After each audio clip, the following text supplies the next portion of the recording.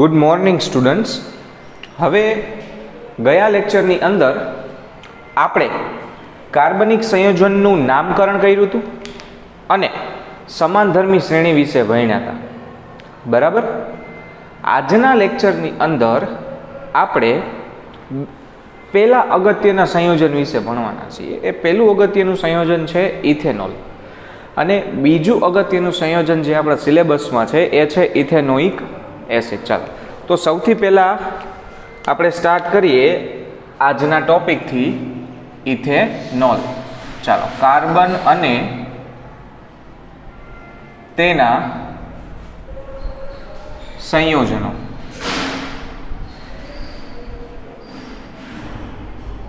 ચાલો, હવે આ ચેપ્ટરના મેઇન 3 ટોપિક બાકી છે. એમાં સૌથી પહેલો ટોપિક આવે છે ઇથેનોલ.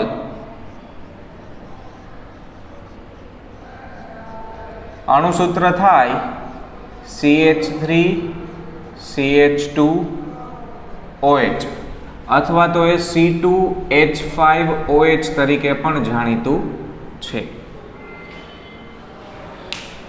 બરાબર. ચાલો, સૌથી પહેલાં એની બનાવટની વાત કરીએ.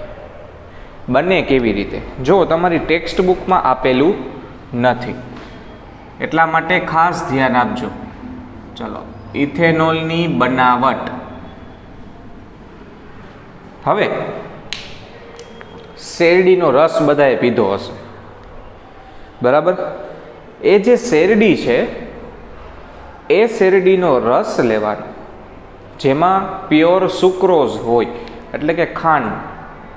બરાબર. અથવા એ શેરડીના છોતરા લેવાના, જેને મોલેસિસ કહેવાય. બરાબર. તમે શેરડીના છોતરા લેશો તોય મને વાંધો નથી, કે શેરડીનો રસ લેશો તોય મને વાંધો નથી. ચાલો, હાલો, શેરડીના રસમાંથી મળે શું? મેં કીધું એ રીતે સુક્રોઝ મળે. C12H22O11, જેને આપણે ખાંડનું અણુસૂત્ર કહીએ છીએ, સુક્રોઝ. એને હું એક મોટા ટીનની અંદર લઈશ, મતલબ એક મોટા પાત્રની અંદર હું શેરડીનો રસ ભરું છું. ત્યારબાદ હું શું કરીશ તો એ શેરડીના રસમાં કાળી દ્રાક્ષની છાલ નાખીશ. કાળી દ્રાક્ષની છાલ. કાળી દ્રાક્ષની છાલમાં યીસ્ટ નામની ફૂગ હોય છે. કઈ? યીસ્ટ. હવે બજારમાં રેડીમેડ યીસ્ટ મળે છે. બરાબર. તો એની અંદર મેં શું ઉમેરેલું છે? યીસ્ટ ઉમેરેલું છે. યીસ્ટની અંદર 2 એન્ઝાઇમ હોય. યીસ્ટની અંદર 2 અલગ અલગ પ્રકારના એન્ઝાઇમ હોય. એક ઝાયમેઝ ને બીજું ઇન્વર્ટેઝ. સૌથી પહેલા ઝાયમેઝ કામ કરશે. સૌથી પહેલા કોણ કામ કરશે? ઝાયમેઝ. બંધ પાત્ર છે એટલે આ આપણી પાસે જે સુક્રોઝનો અણુ છે એ શેરડીના રસમાં મેં સાથે પાણી ઉમેરેલું છે. એટલે હવે શું થયું તો એમાંથી વિઘટન થયું અણુનું, અને C6H12O6 વત્તા C6H12O6. જોજો, બેના અણુસૂત્ર સરખા પરંતુ બંધારણ અલગ અલગ. અણુસૂત્ર સરખા પરંતુ બંધારણ અલગ અલગ, તો એને શું કહેવાય? એકબીજાના સમઘટકો, બંધારણીય સમઘટકો. એક છે ગ્લુકોઝ તો બીજું છે ફ્રુક્ટોઝ.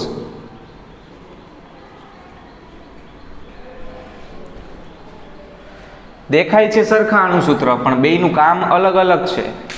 ગ્લુકોઝમાં CHO આલ્ડીહાઇડ સમૂહ હોય, જ્યારે ફ્રુક્ટોઝની અંદર C+O કીટોન સમૂહ હાજર હોય. એના વિશે તમે મોટા થઈને વધારે ડિટેલમાં ભણશો.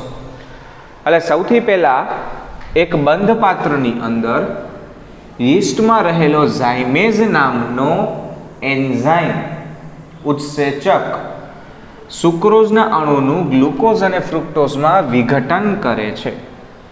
હવે આગળ આપણે એની બનાવટ સમજીએ એ પહેલાં આપણને 2 અલગ અલગ પ્રકારના જે શબ્દ હું બોલું છું એના વિશે ખબર હોવી જોઈએ. એમાં પહેલો શબ્દ છે જારક શ્વસન. હાલો, જારક શ્વસન કોને કહેવાય? કયો જોઈ મને? જારક શ્વસન. તો જારક શ્વસન એવી વસ્તુ છે જેમાં ગ્લુકોઝનું દહન ઓક્સિજનની હાજરીમાં થાય. ગ્લુકોઝનું દહન ઓક્સિજનની હાજરીમાં થાય તો એવા પ્રકારના શ્વસનને જારક શ્વસન કહેવાય. તમે આગળ બાયોલોજીમાં આના વિશે ડિટેલમાં ભણશો એટલે ચિંતા ના કરતા. અને બીજું આવે છે અજારક શ્વસન. તો અજારક શ્વસન કોને કહેવાય? તો જ્યારે ગ્લુકોઝનો અણુ ઓક્સિજનની ગેરહાજરીમાં ઓક્સિડેશન પામે અને એમાંથી ઉર્જા છૂટી પડે. ઓક્સિજનની ગેરહાજરીમાં જે શ્વસન થાય એને અજારક શ્વસન કહેવાય. એટલે કોઈ પણ વસ્તુનું ઓક્સિજનની ગેરહાજરીમાં સળવું એ એક પ્રકારની અજારક શ્વસનની પ્રક્રિયા છે. બરાબર. હવે હું શું કરું છું, તો મેં આ જે મિશ્રણ છે એને બંધ પાત્રમાં રાખેલું છે. પાત્ર બંધ છે, ઓક્સિજન સીલ છે, મતલબ અંદર ઓક્સિજન જઈ શકશે નહીં, બહારથી હવા અંદર જઈ શકે નહીં. હવે ત્યાં હવા નથી એટલે ત્યાં અજારક શ્વસન થશે. કઈ વસ્તુ થશે? અજારક શ્વસન. અને અજારક શ્વસનના લીધે એમાં ઇથેનોલ બને છે. હવે અજારક શ્વસનનું હું તમને બીજું ઉદાહરણ આપું. આપણે ઘરે ઈડલી, ઢોસા, હાંડવો, ઢોકળા આવી બધી વસ્તુ બનાવીએ છીએ ત્યારે આપણે એમાં આથો લાવીએ છીએ, કદાચ તમને યાદ હોય તો. બરાબર. એ આથો આવે ત્યારે તમે જોયું હશે અંદર કાર્બન ડાયોક્સાઇડના બબલ્સ નીકળે, પરપોટા. એના લીધે એ પોચું થાય, સ્પોન્જી થાય. કારણ કે એ જે આપણે આથો લાવીએ છીએ એ આપણે અજારક શ્વસન કરાવીએ છીએ. સમજાણું?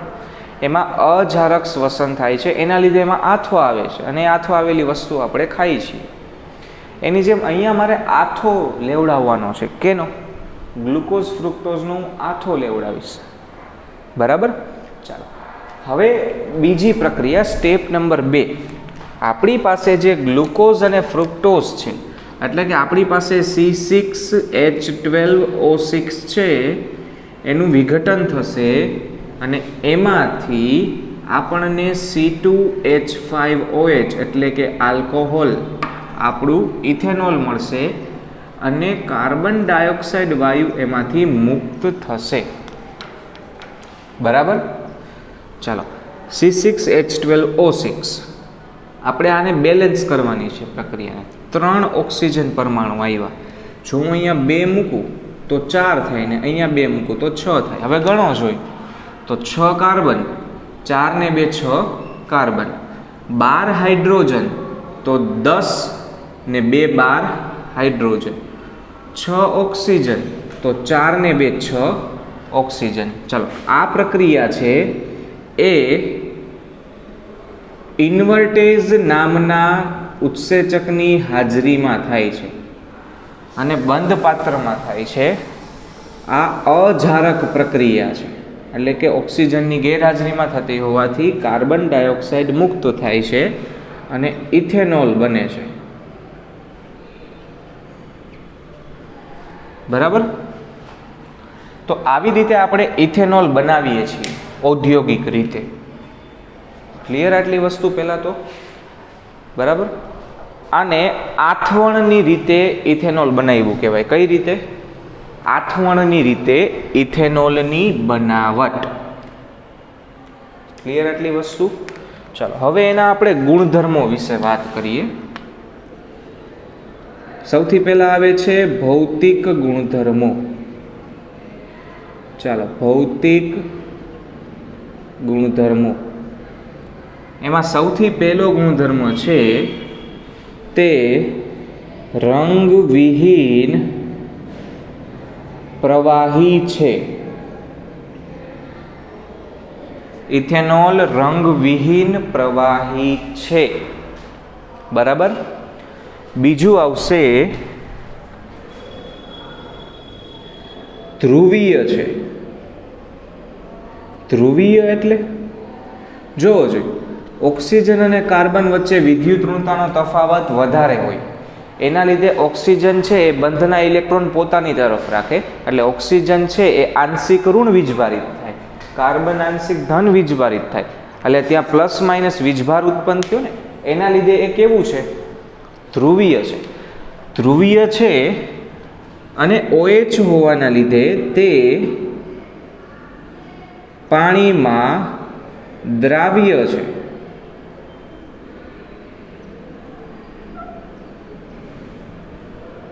એટલે કે પાણીમાં તે ઓગળે છે. ઇથેનોલ પાણીમાં દ્રાવ્ય છે. કોઈ પણ પ્રમાણમાં પાણી લીધું હોય એની અંદર ઇથેનોલ ઓગળી જાય. જેમ ખાંડ પાણીમાં ઓગળે એમ ઇથેનોલ એ પાણીમાં ઓગળી જાય, વ્યવસ્થિત રીતે મિક્સ થઈ જાય. બરાબર. ચોથી વસ્તુ, 100% સાંદ્રતા ધરાવતા ઇથેનોલને એબ્સોલ્યુટ આલ્કોહોલ કહેવાય. 100% સાંદ્રતા ધરાવતા હોય તેને શું કહેવાય? Absolute alcohol. જો એ 95% આલ્કોહોલ ધરાવતું હોય અને 5% પાણી, તો એને સ્પિરિટ કહેવાય.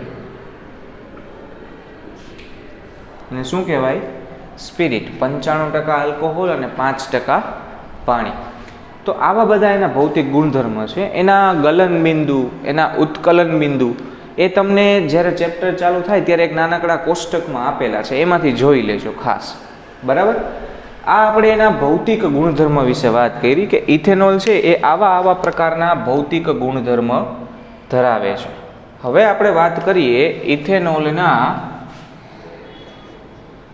રાસાયણિક ગુણધર્મ વિશે. જોજો, આમાંથી અમુક તમારી ટેક્સ્ટ બુકમાં નહીં આપેલા હોય એટલે ખાસ ધ્યાન આપજો. હાલો, ઇથેનોલના રાસાયણિક ગુણધર્મો. એમાં સૌથી પહેલો ગુણધર્મ છે એસિડિક સ્વભાવ. વાહ, આ મોટા ભાગના લોકોને ખબર હોતી નથી કે ભાઈ ઇથેનોલ છે એ સ્વભાવે એસિડિક છે. કેમ ખબર પડે? તો ભાઈ કોઈ પણ એસિડ જ્યારે ધાતુ સાથે પ્રક્રિયા કરે ત્યારે હાઇડ્રોજન વાયુ મુક્ત કરે. કોઈ પણ એસિડ જ્યારે ધાતુ સાથે પ્રક્રિયા કરે ત્યારે હાઇડ્રોજન વાયુ મુક્ત કરે.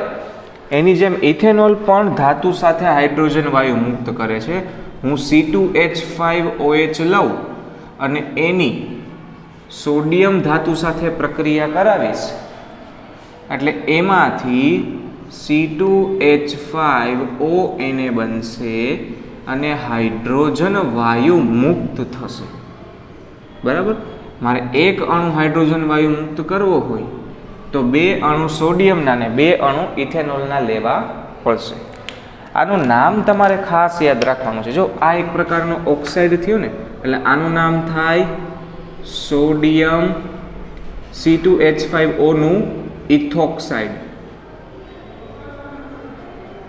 શું નામ થશે? સોડિયમ ઇથોક્સાઇડ. અને જે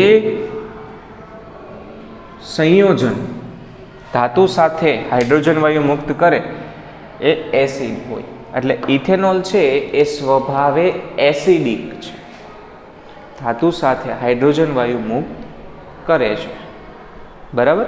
આ એની પહેલી ધાતુ સાથેની પ્રક્રિયા, અથવા તો તમે એનો એસિડિક સ્વભાવ પણ કહી શકો. એસિડિક સ્વભાવ અથવા ધાતુ સાથે પ્રક્રિયા.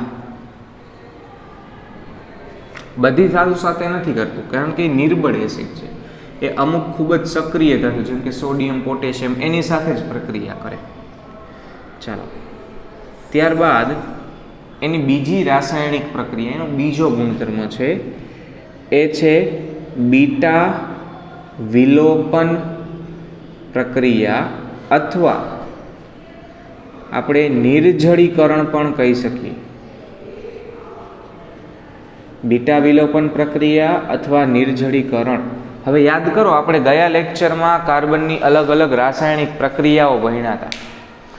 એમાં મેં તમને કીધું હતું કે હજી આનો ચોથો પ્રકાર છે વિલોપન પ્રક્રિયા. યોગશીલનું ઊંધું. યોગશીલમાં આપણે કંઈક ઉમેરતા હતા, વિલોપનમાં કંઈક કાઢી લેવાનું. જોવો જોઈએ શું છે, નિર્જળીકરણ, એટલે આપણે એમાંથી પાણી બહાર કાઢવાનું છે. ચાલો તો હું સૌથી પહેલાં આનું બંધારણ દોરું છું. તો ભાઈ સી, એના ઉપર હાઇડ્રોજન 3, બાજુમાં સી, 2 હાઇડ્રોજન અને 1 OH. બરાબર, ક્લિયર આટલી વસ્તુ? હવે પહેલાં હું આલ્ફા અને બીટા કાર્બન કોને કહેવાય એ શીખું. તો જ્યાં મારો ક્રિયાશીલ સમૂહ જોડાયેલો હોય એ કાર્બનને આલ્ફા કાર્બન કહેવાય અને એની બાજુના કાર્બનને બીટા કાર્બન કહેવાય. એટલે આ બીટા કાર્બન છે અને આ આલ્ફા કાર્બન છે. ક્લિયર? જ્યારે હું આને સાંદ્ર H2SO4 ની હાજરીમાં 443 કેલ્વિન તાપમાને ગરમ કરીશ, સાંદ્ર H2SO4 ની હાજરીમાં 443 કેલ્વિન તાપમાને ગરમ કરીશ, ત્યારે બીટા કાર્બન ઉપરથી હાઇડ્રોજન નીકળે છે અને આલ્ફા ઉપરથી OH નીકળે છે. બીટા ઉપરથી હાઇડ્રોજન નીકળે તો ઇલેક્ટ્રોન કોણ લઈ જાય? કાર્બન. અને આલ્ફા ઉપરથી OH નીકળે તો ઇલેક્ટ્રોન કોણ લઈ જાય? ઓક્સિજન, કેમ કે ઓક્સિજન વધારે વિદ્યુત ઋણ છે. એટલે આ આલ્ફા કાર્બન પ્લસ થશે, બીટા કાર્બન માઇનસ થશે, પ્લસ માઇનસ વચ્ચે બંધ બની જાય. એટલે ત્યાં એક બંધની જગ્યાએ 2 બંધ થઈ જશે. એટલે સી ડબલ બંધ સી, અને આમાંથી એક હાઇડ્રોજન ઘટી ગયું અને આમાંથી એક OH ઘટી ગયું.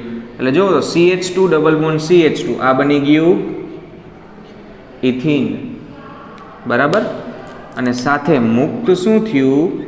તો OH અને H એટલે H2O. પાણી મુક્ત કરો છો એટલા માટે આને નિર્જળીકરણ પ્રક્રિયા પણ કહેવાય. અને આ કેનો પ્રકાર છે? બીટા વિલોપન પ્રક્રિયાનો એક પ્રકાર છે. ક્લિયર આટલી વસ્તુ? સમજાઈ ગયું બધાને? આ આપણો બીજો રાસાયણિક ગુણધર્મ હતો ઇથેનોલ માટે. ત્યારબાદ આપણે એના ત્રીજા રાસાયણિક ગુણધર્મની વાત કરીએ, જે તમે ઓલરેડી ભણી ગયા છો. એ છે ઓક્સિડેશન. જો હવે હું જે કહું ને એ ખાસ ધ્યાનથી સાંભળજો. હું જે કહું છું એ ખાસ ધ્યાનથી સાંભળજો. આલ્કોહોલ છે એનું તબક્કા વાઇઝ ઓક્સિડેશન થાય.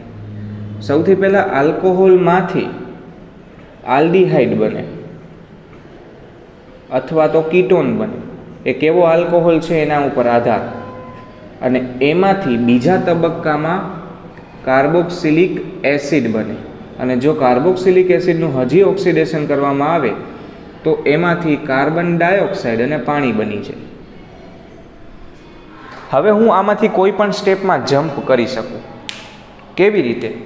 ધારો કે મારે આલ્કોહોલમાંથી ડાયરેક્ટ કાર્બન ડાયોક્સાઇડ ને પાણી જોઈશે, વચલા 2 સ્ટેપ કાપી નાખવા છે. તો હું એને ડાયરેક્ટ O2 ની હાજરીમાં દહન કરાવીશ. એટલે ડાયરેક્ટ કેમાં બદલી જશે? કાર્બન ડાયોક્સાઇડ અને પાણીમાં.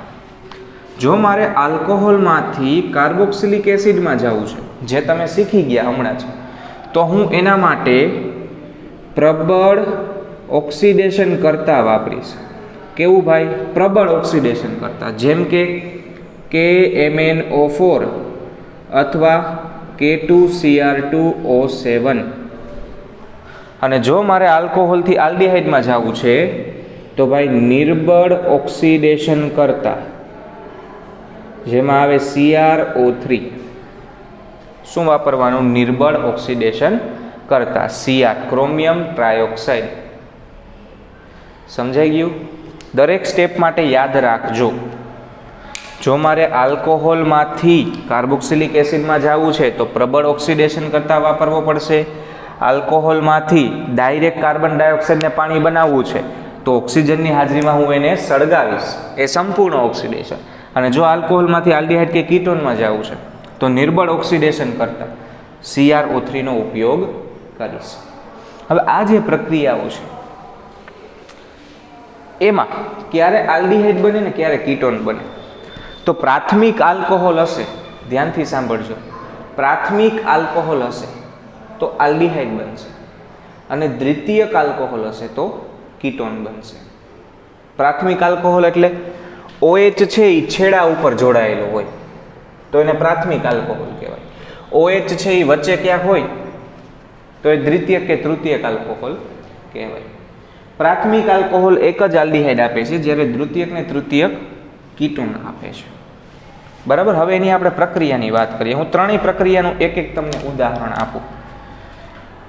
ચાલો, આપણે લઈએ છીએ CH3CH2OH, એની હું CrO3ની હાજરીમાં પ્રક્રિયા કરાવું એટલે એમાંથી બની જશે CH3CHO, એટલે કે ઇથેનોલ છે એ ઇથેનોલનું ઇથેનાલમાં રૂપાંતર થઈ ગયું, આલ્કોહોલમાંથી આલ્ડીહાઇડ બની ગયું CrO3ની હાજરીમાં ગરમ કરતા. બરાબર. હવે એવી રીતે કાર્બોક્સિલિક એસિડ, તો એ પ્રક્રિયા તમે ભણી ગયા ઓલરેડી કે ભાઈ તમે CH3CH2OH ને આલ્કલાઇન KMnO4 સાથે અથવા તો આલ્કલાઇન K2Cr2O7 સાથે ગરમ કરશો તો એમાંથી આપણને મળશે CH3COOH, એટલે કે ઇથેનોલ છે એનું રૂપાંતર કેમાં થયું તો ભાઈ એનું રૂપાંતર થયું ઇથેનોઇક એસિડ અથવા તો એસિટિક એસિડમાં. અને દહન પ્રક્રિયા મારે તમને સમજાવવાની જરૂર નથી, છતાંય હું તમને સમજાવી દઉં. C2H5OH ને હું સળગાવું છું. ચાલો, તો જેટલા કાર્બન એટલા કાર્બન ડાયોક્સાઇડ, 2 કાર્બન છે તો 2 કાર્બન ડાયોક્સાઇડ, 6 હાઇડ્રોજન છે, 1 ને 5 6, તો 3 H2O. ચાલો, હવે ઓક્સિજન ટોટલ કેટલા જોશે જોવો જોઈએ, તો 4 ને 3 ઓક્સિજન 4 ને 3 7 જોશે, એમાંથી એક આવી ગયો તો 6 જોઈ ને, એટલે 3 O2, કેમ કે એક ઓક્સિજન અહીંયા છે એટલા માટે. બરાબર. આ 3 તબક્કા, નિર્બળ ઓક્સિડેશન કરતા, પ્રબળ ઓક્સિડેશન કરતા અને સંપૂર્ણ દહન. ક્લિયર. આ આપણે આલ્કોહોલના ઓક્સિડેશનની વાત કરી. હવે આપણે વાત કરશું એની ચોથી રાસાયણિક પ્રક્રિયા, એ છે એસ્ટરીકરણ. આ જ વસ્તુ ઇથેનોઇક એસિડમાં તમે પાછી રિટર્ન ભણશો. શું છે એસ્ટરીકરણ? બહુ સિમ્પલ વસ્તુ છે, જોજો. આલ્કોહોલ તો C2H5OH એ કાર્બોક્સિલિક એસિડ સાથે પ્રક્રિયા કરે. આલ્કોહોલ કાર્બોક્સિલિક એસિડ સાથે પ્રક્રિયા કરે સાંદ્ર H2SO4 ની હાજરીમાં, એટલે કાર્બોક્સિલિક એસિડમાંથી OH નીકળી જાય અને આલ્કોહોલમાંથી H નીકળી જાય. જોવો જોઈએ, અહીંથી OH ગયો, અહીંથી H ગયો, H2O નીકળી ગયું, એટલે અહીંયા કાર્બનનો બંધ ખાલી થયો, CH3C ડબલ બોન્ડ O. મેં આટલું લખ્યું છે, બાકી રહ્યું છે આ કાર્બનનો બંધ ખાલી રહ્યો ને, ત્યાંથી આ ઓક્સિજન જોડાય ને, કેમ કે ઓક્સિજનનો બંધ ખાલી થયો છે, એટલે OC2H5. જોવો જો અહીંયા ક્રિયાશીલ સમૂહ કયો બન્યો? COO. આવું કંઈક આપણે જાણીએ છીએ, COOH. એમાંથી H કાઢી નાખો એટલે COO.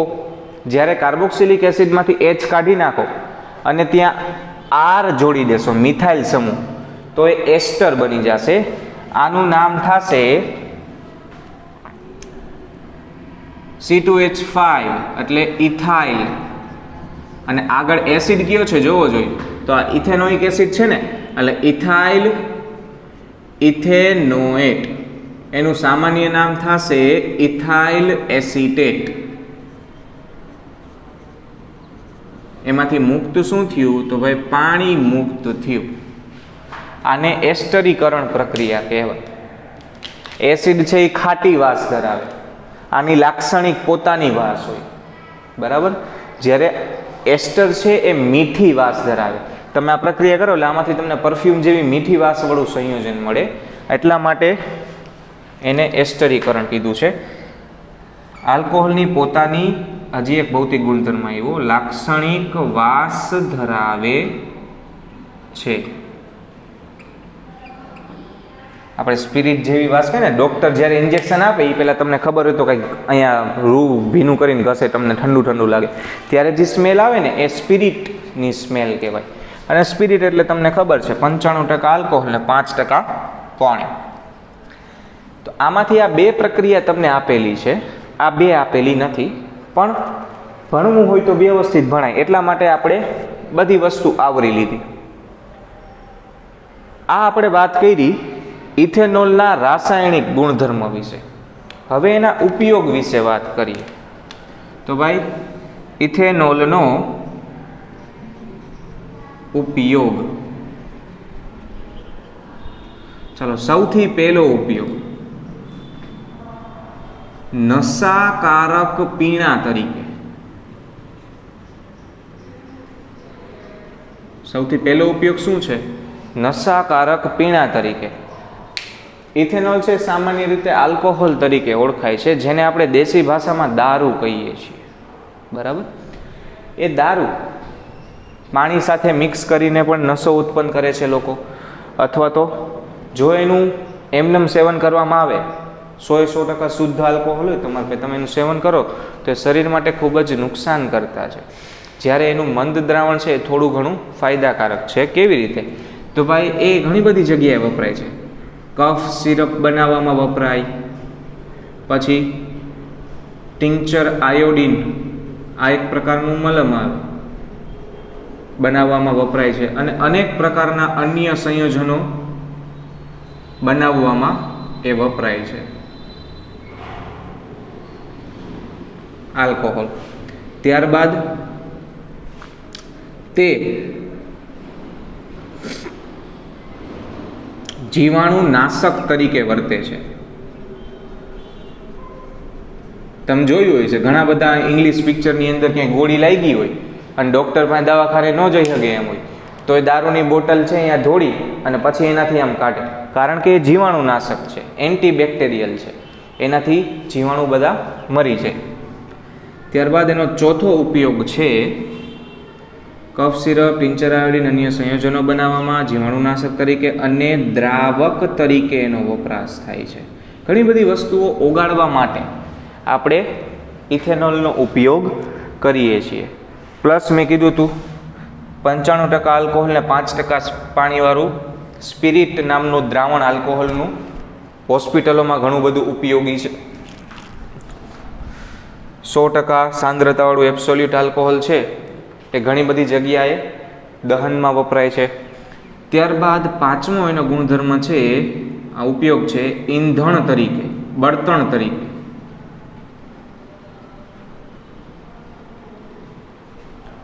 જો આપણા દેશમાં હવે પેટ્રોલમાં 5% આલ્કોહોલ મિક્સ કરવામાં આવે છે, જ્યારે ઓસ્ટ્રેલિયા છે, યુએસ છે, અમેરિકા, એવા બધા કન્ટ્રીની અંદર પેટ્રોલની સાથે 20% આલ્કોહોલ ઉમેરવામાં આવે છે, કારણ કે તે એક ઈંધણ તરીકે વપરાય છે, બળતણ તરીકેનો ઉપયોગ આપણે કરી શકીએ છીએ. હવે ઇન્ડિયામાં પણ થોડો ઘણો એનો ઉપયોગ થતો ચાલુ થઈ ગયો છે, એને આલ્કોહોલીય બળતણ કહેવાય. ક્લિયર?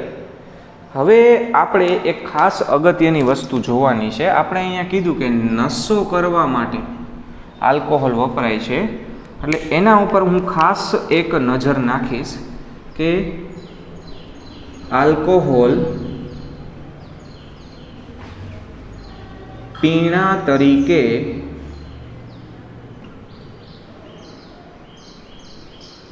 જાનલેવા છે. ખાસ ધ્યાનથી સાંભળજો હું શું કહેવા માગું છું. એ દારૂ પીવાથી માણસને શું થાય એની આપણે વાત કરીએ. બરાબર? જે વ્યક્તિ દારૂ પીવે છે, આલ્કોહોલ પીવે છે, એ આલ્કોહોલના સેવન કરી લીધા બાદ એને સૌથી પહેલાં તો રાહત અનુભવાય છે. એને શું અનુભવાય છે? રાહત. કારણ કે એનું ચેતાતંત્ર નિર્બળ બની જાય છે. ચેતાતંત્ર એટલે તમારા બોડીનું જે કંટ્રોલ કરે છે એ ચેતાતંત્ર. બરાબર? હવે ચેતાતંત્ર નિર્બળ પડી જાય એટલે એ વ્યક્તિ લથડિયા ખાય, એને એના હલનચલન ઉપર, એની વાણી ઉપર કે પછી એના સ્નાયુઓ ઉપર કંટ્રોલ રહેશે નહીં. એટલે એ લથડિયા ખાય, એને મજા આવે. કેમ કે એનું મગજ હવે વ્યવસ્થિત રીતે વિચારી શકતું નથી. એને બોલવાની ભાન ના હોય, શું બોલે છે, બરાબર. એને એના શરીર ઉપર કાબુ ના હોય, વ્યવસ્થિત ચાલી ના શકે. તો આવી બધી નશાકારક અસરો આલ્કોહોલ પીવાથી જોવા મળે છે. આ બધાને ખબર છે કે દારૂડિયો તમે બધાએ જોયો જ હશે, બરાબર. હવે મેઇન તકલીફ શું છે? જો શરીરમાં કદથી 5% કરતાં આલ્કોહોલ વધારે હોય, શરીરમાં જેટલું પણ લિક્વિડ છે એ લિક્વિડના 5%થી વધારે આલ્કોહોલ જો કોષરસમાં ભળી જાય તો એ વ્યક્તિ બેભાન થઈ જાય. શું થઈ જાય? બેભાન થઈ જાય. તમે ઘણીવાર જોયું હશે, કોઈ વ્યક્તિ છે એ દારૂ પીને બેભાન થઈને પડ્યો હોય. એનું કારણ શું? તો એનું મેઇન કારણ આ છે, મેં તમને હમણાં કીધું. એ શું થાય? આ વસ્તુ થાય છે, શરીરની અંદર આલ્કોહોલનું ઓક્સિડેશન થાય. હવે હું જે કહું છું એ ખાસ ધ્યાનથી સાંભળજો. મેં કીધું હતું 3 તબક્કામાં કામ થાય. આલ્કોહોલમાંથી આલ્ડીહાઇડ કીટોન અને એમાંથી કાર્બોક્સિલિક એસિડ. અત્યારે આપણી પાસે પ્રાથમિક આલ્કોહોલ જ છે, ઇથેનોલ. એટલે ઇથેનોલમાંથી સૌથી પહેલાં શું બનશે શરીરમાં? ઇથેનોલ. અને ઇથેનોલમાંથી ઇથેનોઇક એસિડ. આ બધું કામ ક્યાં થાય? તો આપણા કોષોની અંદર. આ આલ્કોહોલ જે પીવામાં આવશે એ આપણા જઠર અને યકૃતની દિવાલ વડે કોષ સુધી પહોંચે આલ્કોહોલ. દરેક કોષની અંદર એ આલ્કોહોલનું ઓક્સિડેશન થાય. પ્રથમ ઓક્સિડેશનથી એ આલ્કોહોલ છે એ ઇથેનોલમાં રૂપાંતરિત થશે અને ઇથેનોલ છે એ ઉલટી કરાવે. સાંભળજો ધ્યાનથી. તમે જોયું હશે આલ્કોહોલ પીને ઘણાને તમે ઉલટી કરતા જોયા હશે. ઇથેનોલ બનવાના લીધે એને ઉલટી થાય, વોમિટિંગ થાય, બરાબર. હવે જો તમે ઓછું આલ્કોહોલ પીધું હોય તો એ ઇથેનોલ છે એનું હજી ઓક્સિડેશન થશે અને એ ઇથેનોઇક એસિડમાં રૂપાંતર પામશે કોષોની અંદર. અને છેવટે ઇથેનોઇક એસિડ છે એનું ફરીથી ઓક્સિડેશન થઈ કાર્બન ડાયોક્સાઇડ અને પાણી છૂટું પડી જશે એમાંથી. પણ આ બધી પ્રક્રિયા દરમિયાન લીવરને ખૂબ જ કામ કરવું પડે છે. એના લીધે લીવર ઉપર સૌથી વધારે તકલીફ ઊભી થાય આલ્કોહોલની.